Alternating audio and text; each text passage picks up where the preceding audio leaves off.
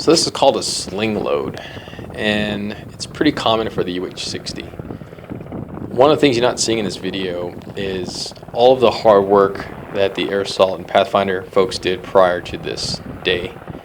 And hiking out there over 2 days, getting the plaster blocks flipped into the net, doing all the paperwork associated, communicating that with the crew about the specifications of these dinosaur blocks, and doing everything they got to do to make sure that this goes off as safe as possible.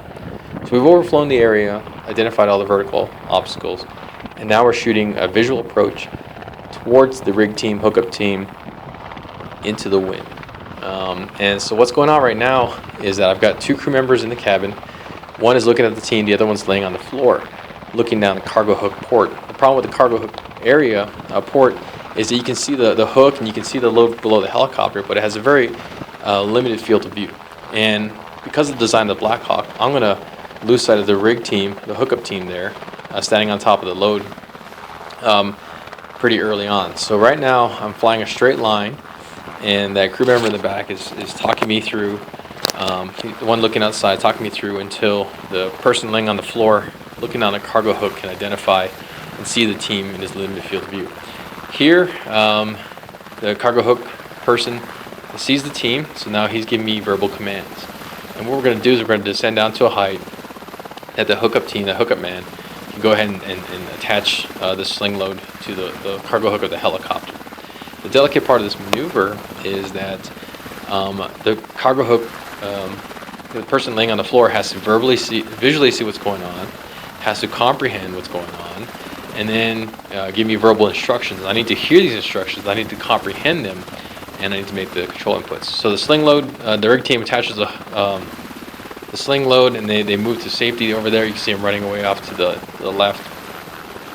And we're going to slowly start to bring the helicopter up. Pretty windy that day, so just trying to keep it stable over the load. And what we're trying to do is remain as vertically over the load as possible. Because if we pull at an angle, if we pull the sling load off the ground at an angle, then that 4,000-pound plaster block is going to want to swing directly below the helicopter, pick up some momentum.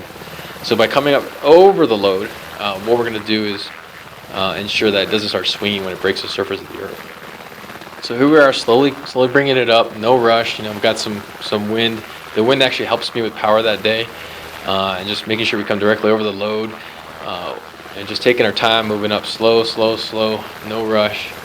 And what you're gonna see is as that line begins to tighten, becomes real tight, then I'm gonna slowly bring in the power. What my co-pilot is doing, the major, is he's looking inside the helicopter at the time, and he's making sure that we haven't exceeded the transmission capabilities, and that the amount of power we're using is just about what we predicted based off of the paperwork we got from the Air Assault guys, the Pathfinders.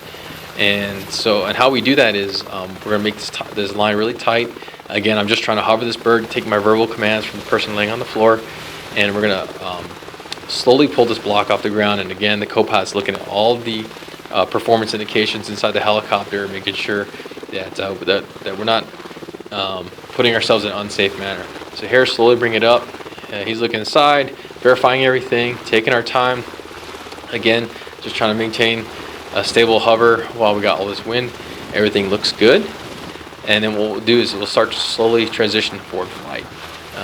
And as we transition forward flight, that relative wind that's going through our rotor system actually makes us a little bit more efficient, and it takes a little bit less power. If you understand helicopter aerodynamics a little bit, you understand what I'm talking about.